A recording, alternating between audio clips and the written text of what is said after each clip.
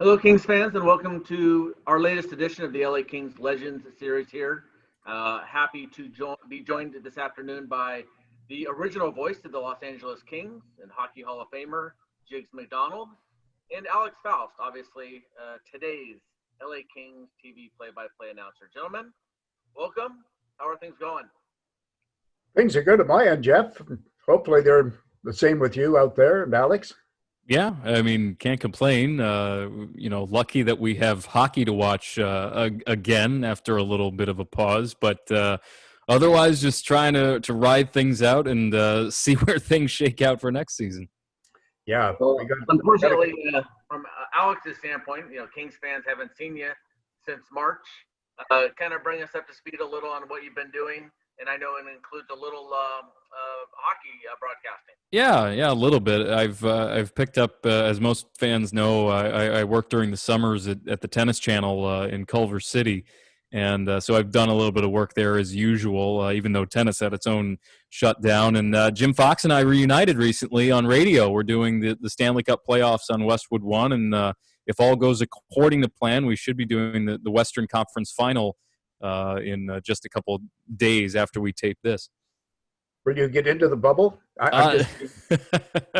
We did not get cleared for entry into the bubble. I don't know if it was a thing where they didn't want the two of us and our shenanigans there, or just because they didn't want any more people in there. But it's actually been interesting, Jiggs, and I don't know if you've done this in your career, but we're doing games on radio off of a TV monitor, and it somehow works. Like the audio comes through and it doesn't sound any different. It's amazing. It is. I haven't done it for radio. I did it off a monitor for TV during the Olympics. This was the Norway experience. There were the two different arenas, and twice we found ourselves in the cave, so to speak, down in I forget the name of the city, but it was where the arena was inside the mountain. Mm-hmm. And there's the outcome of the games back up the road about 45 miles were going to play a huge part in the next round, and who was going to face who, and the outcome, somebody would be eliminated. So they just said, can you do the third period off the monitor? I will try. And it worked. It was an altogether different experience, and I got to hand it to the guys that are doing it, Doc and so on right now. It's a struggle, but you can make it work. Alex, I will ask you, what's the most challenging aspect of that situation? I know, like maybe on a baseball broadcast, for example, you can't see if there's a runner at first. You can't see him stealing second until, it kind of comes into the frame. From a hockey standpoint, what's the biggest challenge that you found?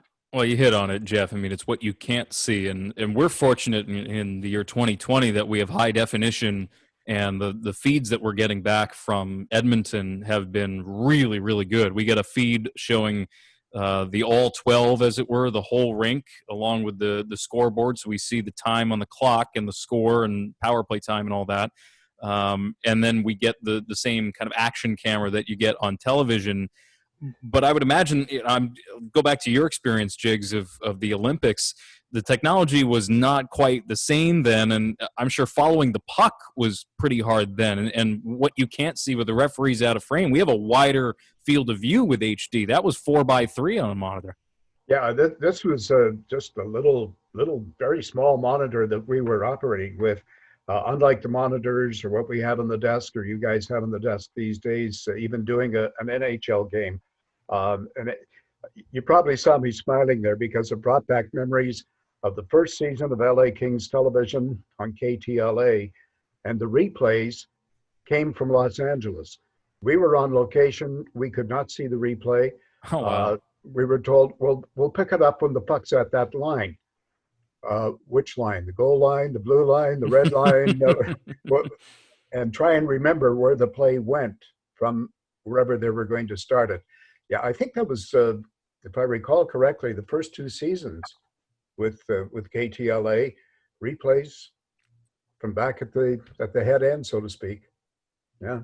Yeah, well, you were doing the games primarily for radio, or was it a separate TV broadcast even then in the original days of the club? No, it was simulcast. Of course, there was no home television. Home games were radio only. We only did 20 TV games at that time. I think the schedule 72 games went to 74. So the majority of the games were radio only. And then when we had television, it was simulcast.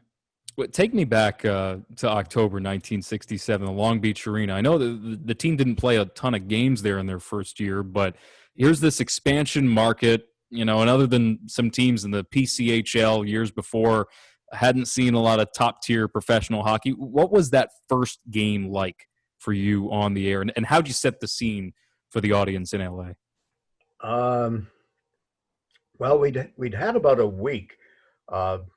Training camp broke. The last preseason game was in St. Louis, and got to LA on a Sunday.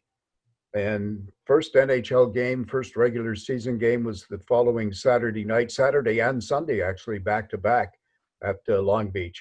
There had been some controversy. The Kings were in the newspaper because the general manager's wife had thrown garbanzo beans all over a Hollywood star. So instead of being on the sports page, we were on the social page, if you will. So we had that to cover, plus who these players were, where Kings really had developed, and how this was going to be a major step above the Western Hockey League. Fred Kelly was pretty much a well-known NHL name, and Terry Sawchuk as well, but the rest of them, no. And Jeff, I just want to point out here, I saw the legends that you did with Teddy Urban. Ted was wrong. Training camp in Guelph was worse than he stated. Oh man. I don't think that Ted mentioned our budget was $9 a day per person.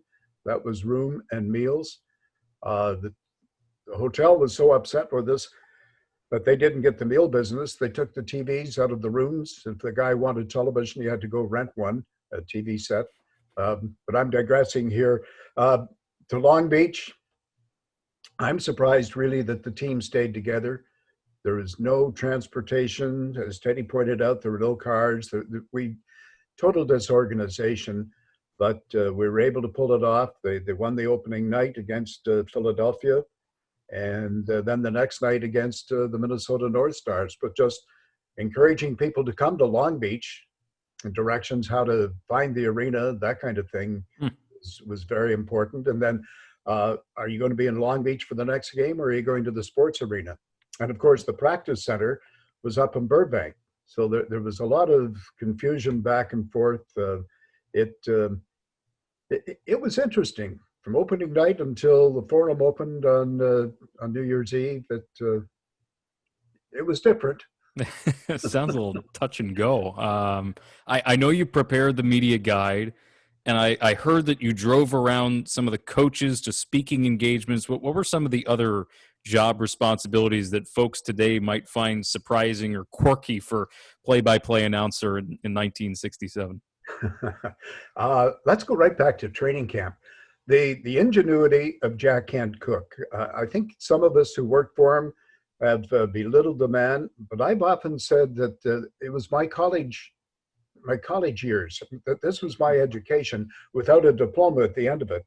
But at training camp, to the best of my knowledge, we were the only US-based team, and certainly we were in Ontario for training camp, Ontario, Canada, and we had video on the 11 o'clock news at all three major stations, plus KTLA, I believe 10 o'clock news at that time, of what had happened at practice that day. I say video, it was actually film. We had a guy come, shoot practice, and break it down into four. Didn't develop the film. I drove the film to the airport in Toronto. We had an arrangement with American Airlines. I met a flight crew every night as they were preparing to go to Los Angeles. We had a runner pick up the film at the other end, take it to the various studios with the note, push 2, push 3 stops.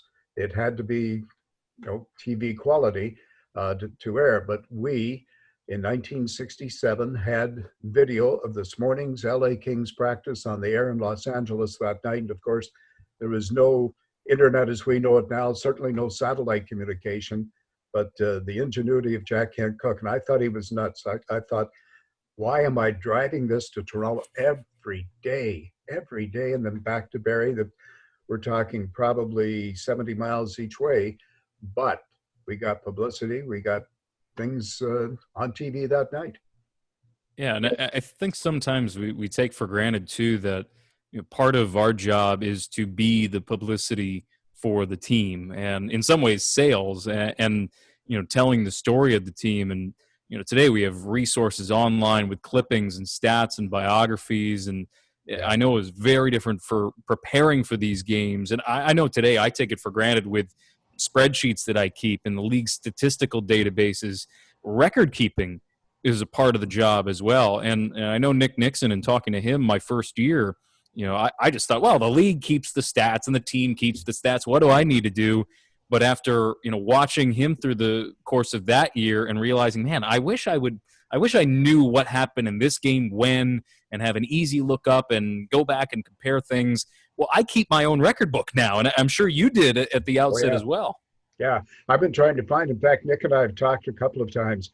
I have somewhere, and even though we moved everything out of Ontario a couple of years ago, I haven't been able to find the opening season. But I did keep the book, line sheet, goals, assists, penalty minutes.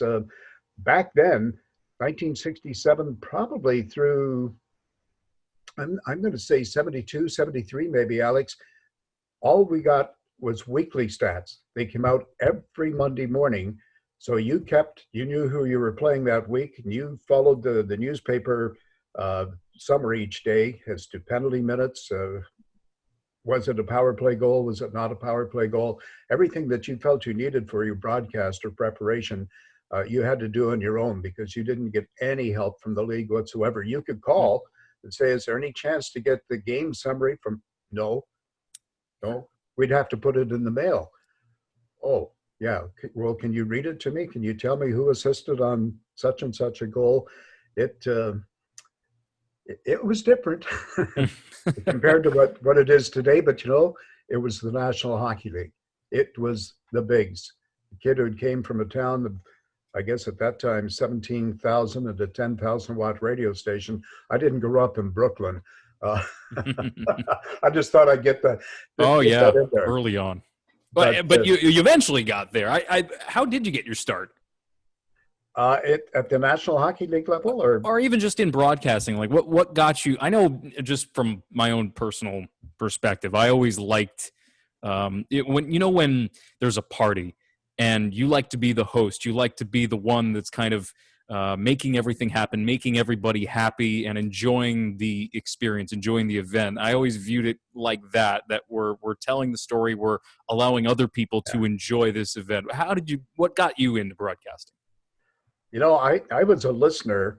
I probably regarded myself as being a disc jockey, got into the radio business that way, but had always had sports in the back of my mind. And growing up as a kid, I wasn't a gifted athlete by any means, but I think every Canadian kid playing the game in his mind was scoring the game-winning goal, the Stanley Cup winning goal, probably in overtime, and doing play-by-play in his head.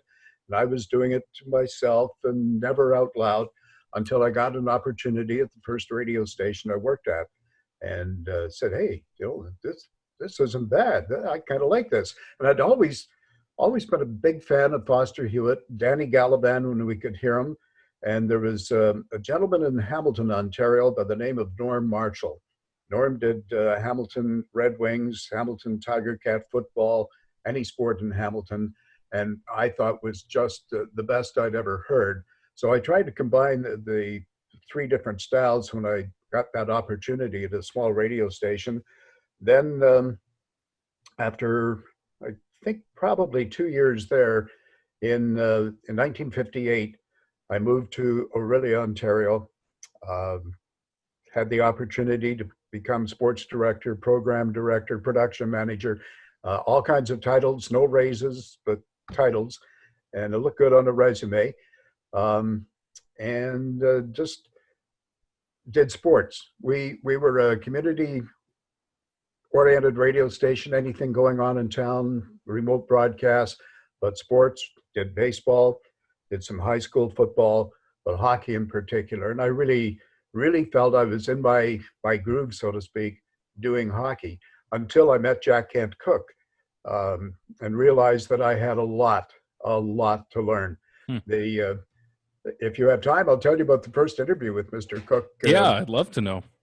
Well, he had heard a tape, obviously, and they were down, I think, to 8 finalists for the job, and he would like to meet me. He was coming to Toronto for soccer meetings, and it was arranged that I would meet him at the Royal York Hotel. And he said, Mr. McDonald, I like what you do, but he said, you say the puck is in the corner. To my recollection, there are 4 corners. Is it in that corner, this corner, our corner? It's behind the net. Is it behind our net or their net? Okay. He said, now, these players that you're talking about, names, okay, Faust, McDonald, tick, tick, tick. Do they not have first names? Yes, sir, they do. How old would they be? Oh, I see. Okay. Are they small people? Are they big people? Are they 200-pounders? I'd like to know a little bit more. Can you do that for me? Yes, I can. He said, when's your next game? This was on, I believe, a Monday evening. Our next game was on a Friday on the air. The radio station had a line into the arena, so I went down and did, I think, a midget game. Knew most of the players anyway. I could not make it work. I couldn't get their first name and last name together, or whether the puck was in what corner, what line. I went home to my wife that night and said, don't bother packing. I can't do this. Went to Kingston, Ontario on the Friday to do a senior game, and it just fell into place. Everything clicked for me. I was to get the tape to Larry Regan. He would get it to Mr. Cooke. He was going to Rochester to scout on the Sunday night, and I was to hear the following weekend, and it took until the middle of March. But that's the way it all came together. Just him saying, this is what I want. Alex, he sat in a darkened room, and like I said earlier, things were on radio. So he, in the dark, was envisioning the ice surface, and he wanted to know who was on the ice on both teams, what lines, what defense combinations were out there for both teams at all times. Mm-hmm. It's interesting because I think so much, what history gives us sometimes is a caricature of what someone is like. And the caricature almost that we get of Jack Cooke in present day is, well, this guy was, thrashing about, telling the broadcaster he had to read this sales item from this car dealership, and all he wanted was, his business. But that's interesting to hear that there was such a nuance there that resonates today. And I know reading Red Barber's book, a lot of the same things of, okay, it's one thing to just have the basics down of what's happening in the game, but Mm-hmm. give me a layer more, right? That's what people care about. Yeah, he home games. Ed Fitkin and myself, Ed was my analyst, and Ed was his first hockey hire, actually, would meet with Mr. Cooke usually 5 o'clock before home games. What are we going to promote? What are we doing? We had one case in particular where he wanted a player to have the game of his life, the game of his career. He was trying to trade him to the Blackhawks, and Bill Wirtz was driving from San Francisco to LA that night and would be listening. Red Kelly knew about it. It had nothing to do with me. I didn't tell Red about our meeting. Red played him 2 shifts the entire game. The man was livid. The man being Mr. Cooke, of course. But yeah, we met in his office. We had an incident in a game in St. Louis where the puck is dropped, went back to the right point, up the right wing boards. Teddy Irvin takes control of the puck, and the lights went out. The building was in darkness, including the broadcast booth. TV cameras are fine. We happened to be simulcasting that night. The only thing lit were the top of the scoreboard, Kings, Blues, nothing, and the exit signs leading from the seating areas. Now, television, radio could play records. Television, what are you going to do? We stayed on the air, and we didn't have a whole lot. We didn't have any light, of course. We get back to LA, and Mr. Cooke has us in and said, obviously, you weren't prepared for such a situation. Fortunately, Ed Fitkin came to my defense immediately and said, have you ever seen the notes this young man makes? No, I don't believe I have. Get them. So I went, found my briefcase, brought the notes in. He looked at them. He said, "Marvelous. Why didn't I hear any of this?" I said, "Well, I couldn't read them, couldn't see them. There was no light in the booth." "Do you not travel with a flashlight?" I did from then on. There you go. I never had That's another cool. blackout. Exactly. Well, it's just like you bring an umbrella and then it never rains, but you have the umbrella regardless. And he insisted, Alex, he insisted on an egg timer on the desk as well. Huh. Home games everywhere. Every 3 minutes, the score. Yeah. Had to get the score in. That's one of the fundamentals. And I think young broadcasters, when they submit their tapes, and I get emails with a piece of reel material, and so often it's just even the basics. What is the time and the score? Who's winning? Who's losing? What's at stake? It doesn't, in the grand scheme of things, we want to tell stories. We want to kind of show off the team. We want to sell the idea of the team and what it represents and how much fun it is. But at the end of the day, sometimes all people care about are the basics, and you just have to give it to them. That's true. Stories are the most. They're the best selling point. These guys are just like you and I. They get up in the morning. They go to obviously a different job spot than most people, but the pants go on the same. They shower. They've got wives, kids. They've got school problems. They've got family visiting. All these things. I'm going to take just a second and go back. Different jobs, driving coaches here and there to speaking engagements. One of my assignments off season was to pick up Bob Pulford the day that he was coming to join the Kings. It was he and Mr. Eagleson, who represented Pulford, Alan Eagleson.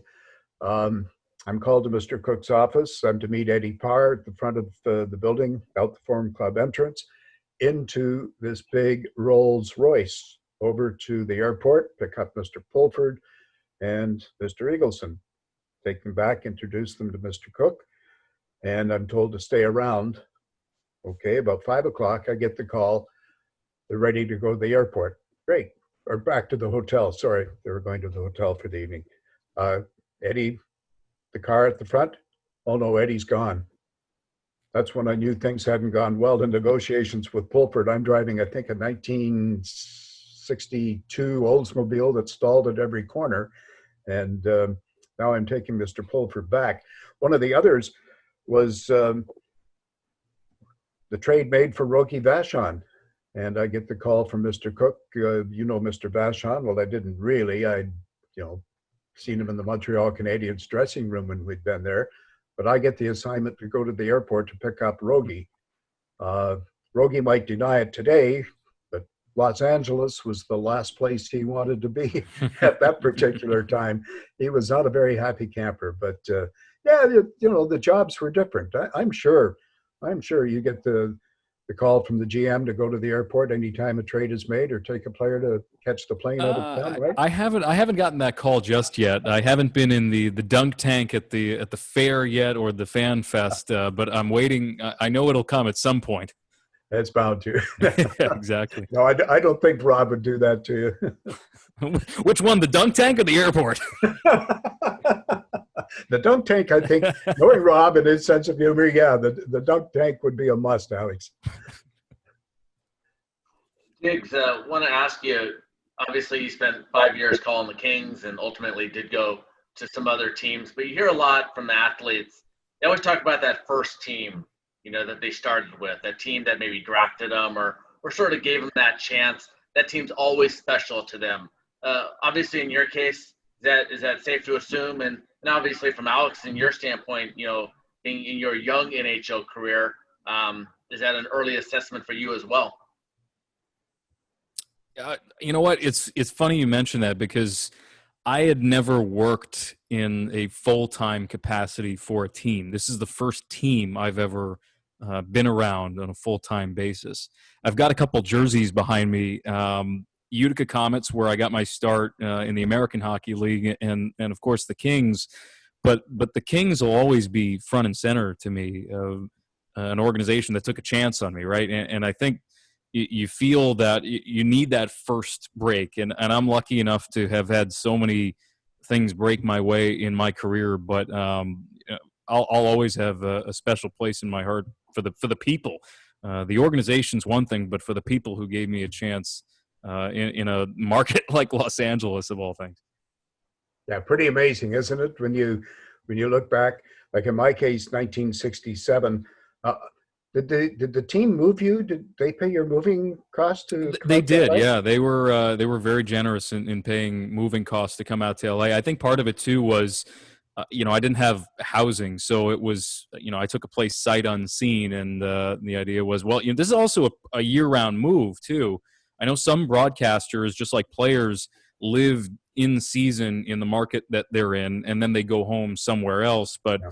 I felt it was important to make this a permanent move to get to know the city year round, and especially when I'm not working, having a summer in Los Angeles was really important to me and to the organization, seemingly to be able to integrate me into a town that I was unfamiliar with. In our case, we got two airline tickets. Uh, our children were young enough that they flew free at that time, and no moving expenses. We found our own way out. Well, yeah, we if there's anything we wanted to keep, we in fact, I think we had two crates that we had put together, and things that we wanted to keep moved out there. 2 weeks vacation.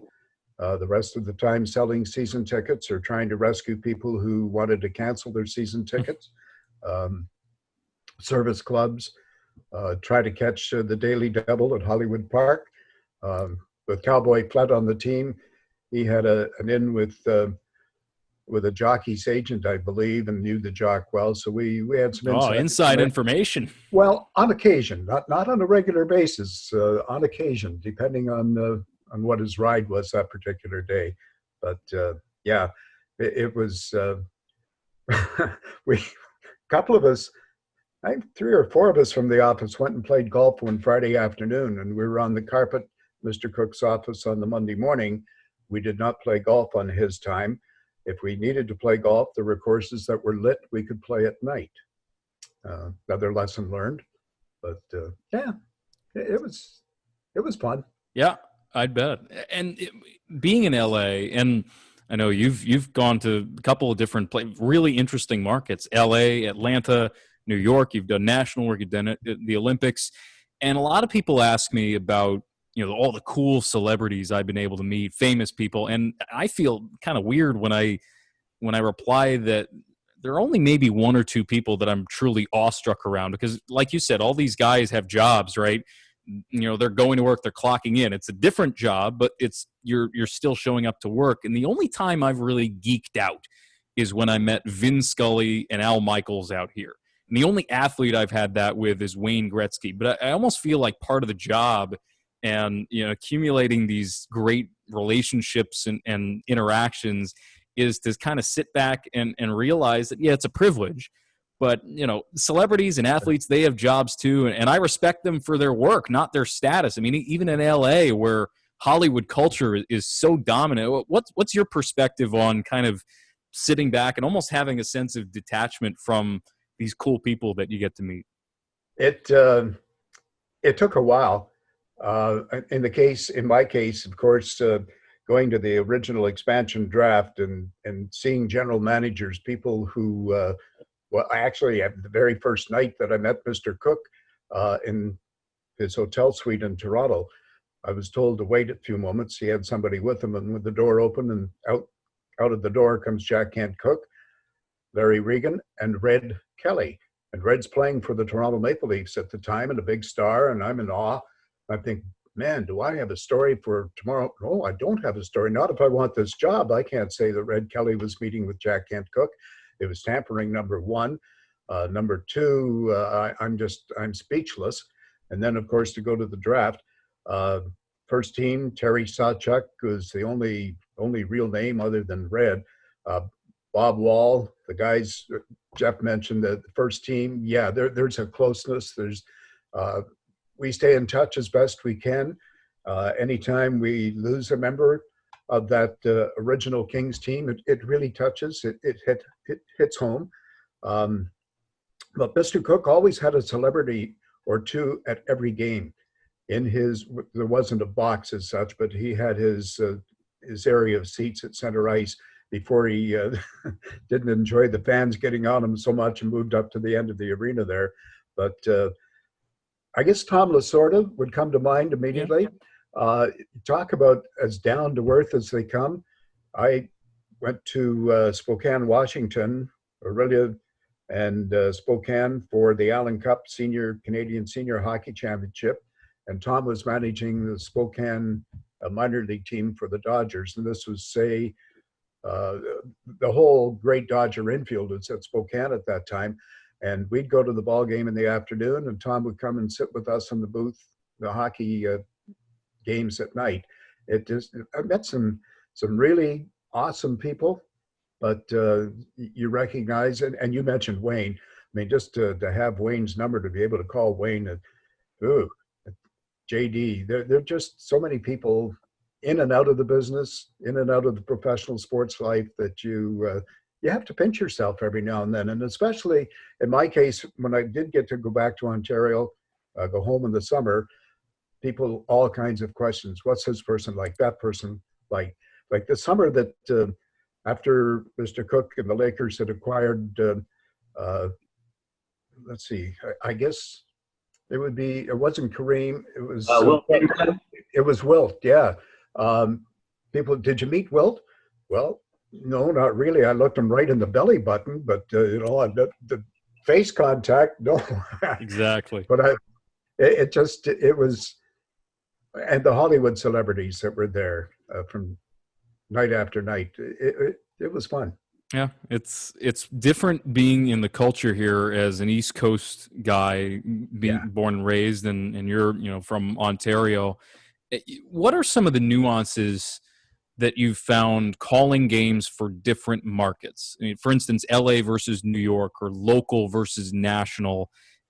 You don't try to make your style or your delivery all that different, but I know I just instinctively change a few things. It's not like I'm trying to change my delivery at all, but you kind of happen into a slightly different rhythm when you're calling a game. Let's say in your case for Sports Channel in the Stanley Cup playoffs versus the team broadcast that you have. What are some of the nuances that you've found calling games for different audiences? The LA market was sell the game, sell the sport, sell the athlete, teach the rules.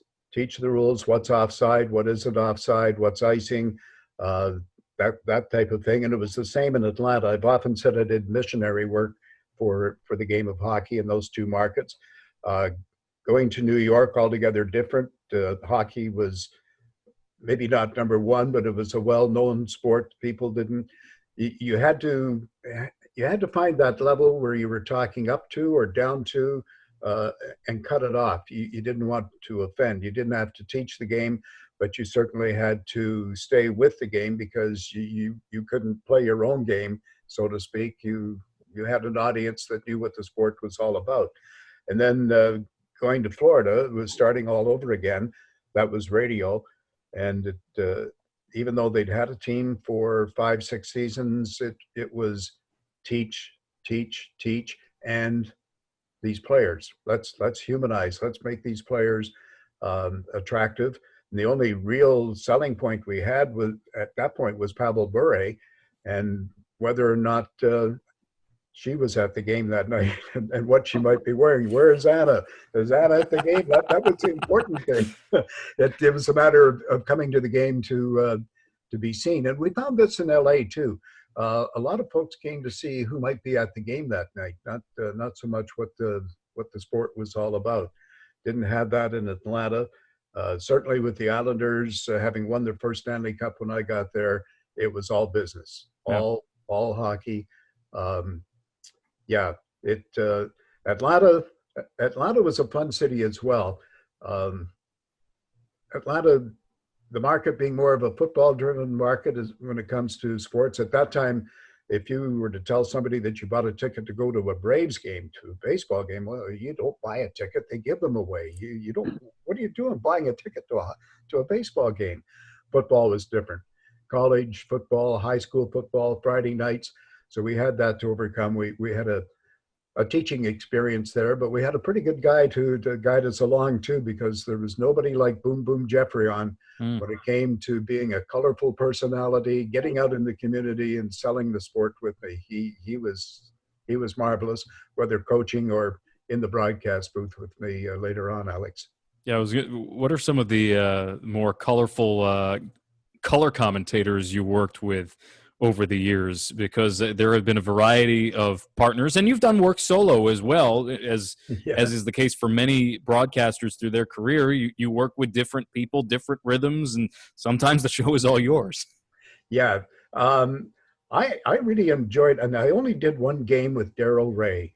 But some of Razor's expressions, and His diction is second to none in the business. He is marvelous. And I go using a Jack Cooke term. Everything was marvelous, but Razor was great. Eddie Westfall and I were together so long, 15 seasons, and Eddie will be the first to tell you that we were together longer than some marriages last. We were called in. We were sent to see Andrea Kirby, show doctor. We looked at one another. Why are we going to see Andrea Kirby? So we go, and she plays a portion of a broadcast, of a telecast, and stops it. And she says, "Well, yeah, what?" She said, "Just that. You didn't play off one another. It's like you're at the same game, but you're in two separate booths." And really, it came down to the fact that we'd worked together so long, and nothing had changed. We knew what the other guy was going to say or how he was saying it. And she said, "Even if you just say yes, or yeah, that's right, or got it, just react like you're both at the same game." And that was only the beginning phase of it. She had a lot of other things to work with us on too. But yeah, the Boomer, Skinny Bobby Harper did the morning radio show in Atlanta. Worked with him for 2 or 3 seasons. He was a character, fun to be around. And Peter McNabb, when I was doing some Fox games. Oh, he can talk for sure. Oh, Peter was fun to be with, both at the game, after the game, just delightful. So yeah, Max, as we called him, Max, he can get wound up. Mm-hmm. Oh, no doubt. I mean, that's why I feel it's such a blessing to have Jim Fox as a partner, because we play off each other from the audition onward.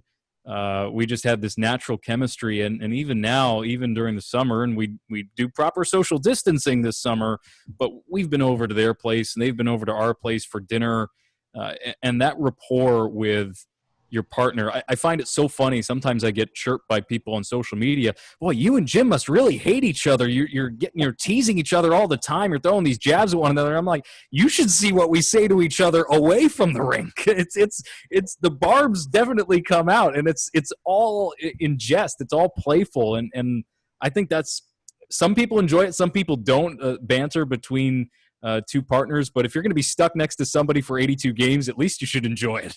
Absolutely, that's a must. That's a primary. If for any reason there were to be friction, work it out. Not on the air, of course. Yeah. But get beyond it, because 82 games plus the travel, you better get along. You mentioned a name a while ago, Alex, that comes to mind as should have been, or was supposed to be, my first analyst or first color man, and that's Al Michaels. Ah, yes. Yeah, yes. That's one of the better stories, I think. Well, because you weren't you going up against Al Michaels for the Kings job initially? No.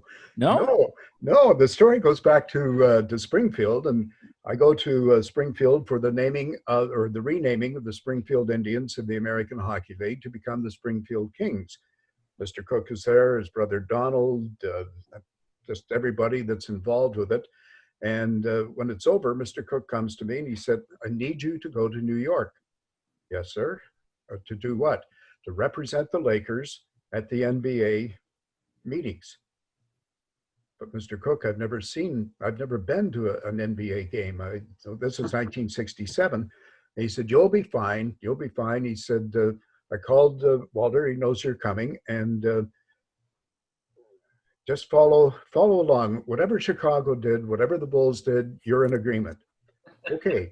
So I get to New York, check into the hotel, and I'm dreading this. I'm thinking, oh my goodness. So the next morning, I'm walking down the hallway toward this meeting area. The young man comes up from behind me and he said, "Excuse me, is your name McDonald?" I said, "Yeah." He said, "I'm Dick White."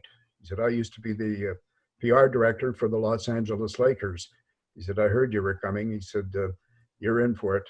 He said, "Fred Schaus would not take the 24-second timeout." That was the first year that this was mandatory. And he said, "They're going to be all over the Lakers today. I hope you're ready for this." I know nothing about it. Okay, with that, there's another tap on the shoulder. And he said, "I overheard your name is McDonald. You're Ken McDonald?" I said, "Yes, I am." He said, "Hi, I'm Al Michaels. I'm here to represent the Lakers and we're going to be working together." "Are we?" Yeah. He'd been hired to be my first color man or analyst, but it also Don Fraser had seen fit to send him to New York, not knowing that I was going to New York. So there we are together. And it just happened to be the um, weekend that our youngest daughter was born. And I was in LA, of course, and then on my way to Springfield. So by noon, nothing has happened with the 24-second rule. I said to Al, "Do you mind covering the afternoon? I'm going to go to Ontario, see my new daughter, and get my wife home, and I'll see you back in LA on Monday." But yeah, and then of course Al never got on the air with me. He ended up over on basketball with Chick and Ed. Well, that didn't even last all that long. And there was 4 games that they were together. I think a little more than that. And then Al was at the airport with the travel money and the airline tickets, and was told that Mr. Cooke wanted to see him. The offices, of course, were in Beverly Hills at that time. Mr. Cooke would like to see him. He said, "But I've got all just give it to Rod." That's when Hot Rod, when Hundley came in, and the rest is history, as they say. But Al and I were together the '88 Winter Olympics in Calgary. Another experience. You talk about the trials and tribulations of our business. Olympic hockey is different in that you're doing 2 and 3 games a day, but at least it was live. And of course, Al was the main man. And but the opening weekend, Sunday, skiers are blown off the mountain, and there were the 2 lights. There was your I guess the truck, number one, your producer. But if that red light came on, that was Mr. Arledge. That was Oh boy. that was the big man. Well, You do not want to hear from Rune. no. On the Sunday morning, do the run around every location. Somebody was checking in, and Al Troutwick is out at the mountain. Al said, "Don't think we're going to have downhill skiing. It's blowing like crazy. These guys aren't going to be able to go down the mountain today." Okay, you kind of write that off. All of a sudden, the red light came on. "Mr. McDonald, Mr. Eruzione, I hope you're ready for a lot of hockey today." Yes, Mr. Arledge. And there was that first Sunday in Calgary, hockey wall to wall, because there was no downhill skiing. Oh, one of the things that I've always wanted to do is an Olympics, and working for a team, that is your primary obligation. Yeah. But you also have career aspirations, and I know you've been able to do so many different things within the context of the sport of hockey, and even beyond the sport of hockey. Take me through, kind of when you're looking at trying to do something different. And as as we were talking about, I work at the Tennis Channel in the summers. I love being a part of Grand Slam tennis. Going to do the Olympics, that had to have been a major career goal for you. Absolutely. And it came right out of the blue. I had no anticipation of Olympics. I got a call one afternoon from ABC, and was asked if I'd be interested in going to Calgary. Would I be interested? Yes, sir. Absolutely interested. So I had to go hat in hand to the team, to the Islanders in this case. And they said, yeah. I think they were a little reluctant. They said, yeah, but you better work it out with Sports Channel. So I went over there, and yeah, but you give up your salary, of course, for the two 2 weeks plus that I was away. I think overall I probably made 50, maybe $500, $700. But the experience Oh, yeah. was $1 million. I mean, just the meeting Rue Arledge, being associated with Al again, the people. But one of the strange points, you didn't know what you were doing the following day until after 11 o'clock at night. After everything was finished up, there would be a meeting somewhere, and then your producers would come into the bar area and say, all right, figure skating is the primary thing tomorrow, but we've got this block, and we're going to do a game to tape as well in case we need it. And the off days, quite often there was another assignment. The Kings had been away, of course, the Flames had been away on the road. They got home for a couple of days during the Olympics, and I was assigned to go out and interview a couple of the players. And then it was so warm that year that I drew a weather assignment. I was on the streets there in Calgary interviewing people about the Chinooks and how warm things were and that kind of thing. But no, just being part of that ABC gang, and then of course the next Winter Olympics would have been Maribel, France, and that's when it had gone to the Turner Group, and I had a little background with the Turner Group, of course, having been in Atlanta as long as I was, and got the call there. Actually, did two for TNT, France and Norway that I mentioned earlier. That was a unique experience as well. Just fun people. We in Norway, we were in a hotel. In France, we were in a chalet, like a lot of the general managers were. I think it was a 5-bedroom chalet. We're all together, the hockey group, Bill Clement, myself, and our producer, director, just and two shooters, two camera people. Actually, the camera people and a camera guy and a sound person. And some of the stories, the assignments that they drew and what we drew, it was an experience that you have to prepare delicately for, because the Olympic Committee has their thumb on everything. You got reams and reams of information and background on players and coaches, and at that time, of course, everything was amateur. In Calgary, actually, I guess in all 3 Winter Olympics, each team had 2 reinstated pros, and it was different. It was fun. I still have memorabilia from all 3 of those. Plus, I was able to do a Summer Olympics for Canadian television, basketball.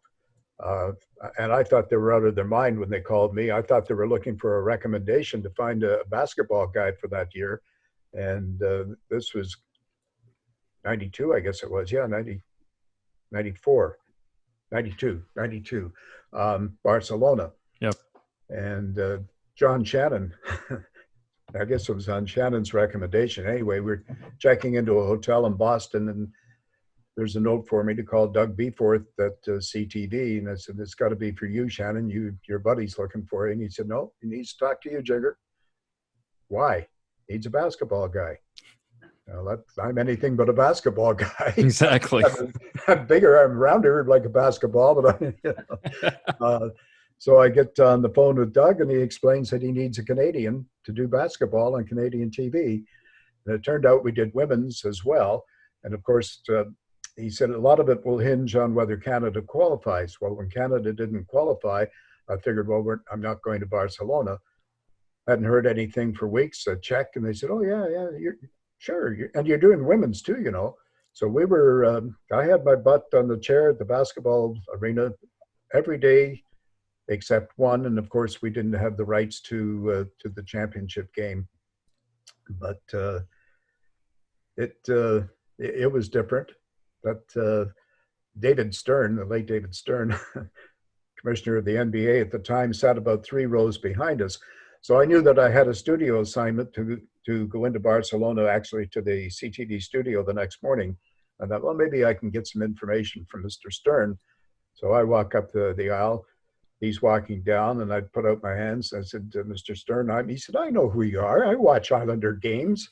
Oh, oh. David was a big hockey fan. Yes, he was. Yeah. So he gave me the scoop that there would be 2 teams in Canada. There would be 2 NBA teams coming along, and the first one would be Vancouver. Really, I'm taken aback. I'm thinking, well, Toronto's got to be automatic, the center of the universe, right? No, that's just the center of well, it is now the basketball universe after last year. But anyway, I go on the air the next morning in this interview and saying, well, David Stern confided in me that there'll be 2 teams in Canada. Oh, we'll get our tickets for Toronto basketball. I said, I better move to Vancouver first. Just having fun with it. But the people you meet, the preparation, whether it's hockey, basketball, Mets baseball for one season there in New York back in the Sports Channel days, it makes the job interesting. You can't take anything for granted. Your notes, your facts, work at it. The baseball players think the hockey players are nuts for practicing in the morning and then not playing the game until night.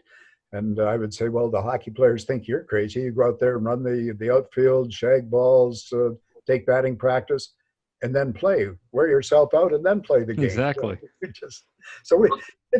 was a lot of fun, Alex. It really, something that I look back on. My daughters keep saying, Dad, you've got to write your book. Got to write a book. Well, here's another nudge then. I'd love to get more of those stories to read. I've read Al Michaels' book. I've read Red Barber's book. I've read Joe Buck's book. The Jiggs McDonald book has got to be coming out at some point. Alex, don't think we're not going to want your book someday. Well, nobody wants that. Nobody needs that's the way I look at it too, Alex. Nobody wants book. Gentlemen, I'll jump in. An amazing conversation. Great stories as usual. We certainly appreciate the time. And one final sign off, gentlemen, here for the Kings fans watching, please. And we'll start with Mr. Faust. Well, it's incredible to hear the dramatic change from your 6 decades in the business, Jiggs, to today, because you've seen it all. You've experienced a lot, and it's been really cool to hear some war stories, as it were, in the business. And I'm glad we could set this up. I am too. I just think back to the fun we had. We being the original team, probably had more jingle in our pocket with the $7 a day per diem money than the 100 or whatever you get these days. It's pretty good, let me tell you.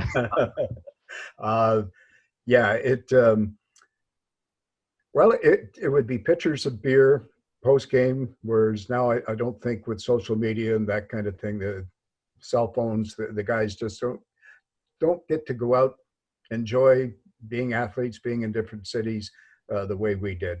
I think back to how far the Kings came, how long it took before that first Stanley Cup, and how fans, and many loyal fans, going back to the 67, 68, 69 teams were rewarded finally when the Cups came to LA. And I know it takes a certain group of athletes, it takes a certain group of people in the front office, but when it all comes together, man, is it rewarding. And it'll happen again. Well said. Well, gentlemen, thank you for participating, Kings fans. Thank you for watching. We'll see you soon with the next edition of LA Kings Legend Series.